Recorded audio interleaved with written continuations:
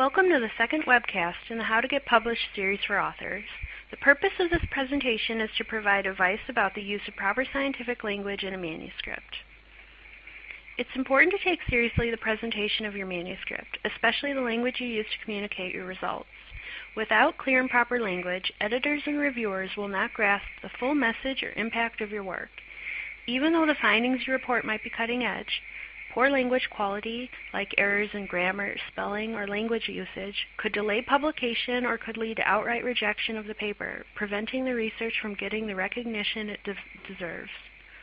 Proper English should be used throughout the entire manuscript, and don't forget the captions and headings and figures, charts, graphs, or photos. Oftentimes, authors assume that the publisher will correct the language of their manuscript after it has been accepted, but this is not correct. It's actually the author's responsibility to make sure paper is in the best form possible. Though publishers don't correct language, they do often provide resources for authors who are less familiar with the conventions of international journals. Please check your publisher's author's website for more information.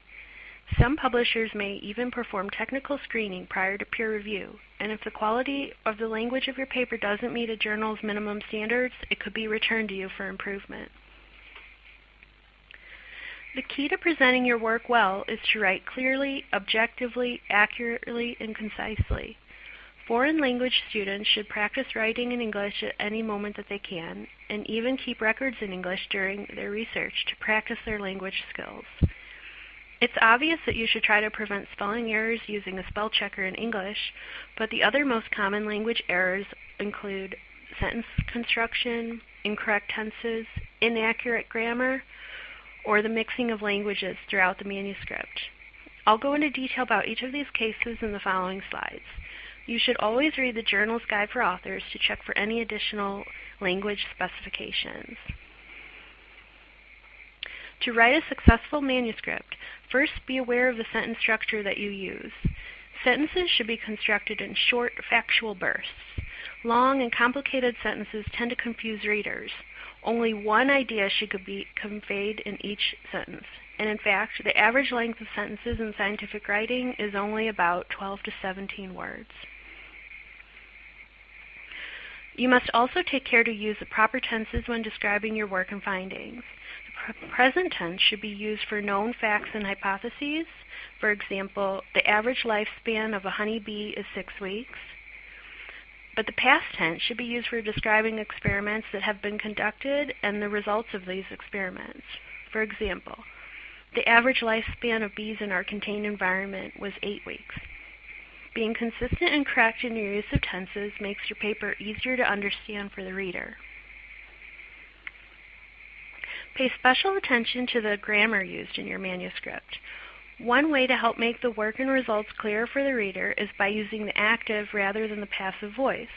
The passive voice can be used in the methods section of a paper, but otherwise the active voice will usually shorten sentences and make them sound more dynamic and interesting for the reader. You're encouraged to use the active phrase, "we found that," freely, which is a quick signal to the reader that you're describing one of your results. This is also much more concise and to the point than writing in the passive voice. For example, "it has been found that there had been," etc. You should avoid contractions such as "it's," "isn't," or "weren't," which aren't often used in professional writing, and avoid abbreviations except for very well-known ones unless you've already clearly defined them within the paper. You should also minimize the use of prosaic adverbs such as "however" or "furthermore," and eliminate redundant phrases that are already obvious, for example, stating "in this report" numerous times. Double-check all unfamiliar words. Never rely on electronic dictionaries or translation software, as they can often produce erroneous and sometimes even ridiculous results. Understand the meaning and usage of every word in your manuscript. The purpose of publishing a manuscript is to communicate your message to the research community and to advance knowledge in the field. If your manuscript is poorly written or presented in a way that makes its message unclear, then there's a risk that reviewers, editors, and readers may not understand it. To ensure that your work is comprehensible, It's essential that you use proper English language with concise sentences, correct tenses, and correct grammar. Consult the Journal's Guide for Authors for any additional specifications. We also recommend that you ask a native English-speaking colleague to help you edit the final version before submission, or take advantage of one of the many language editing services available today. Thanks for tuning into this webcast about using proper scientific language. For more information or to watch other webcasts in the How to Get Published series, please visit our website.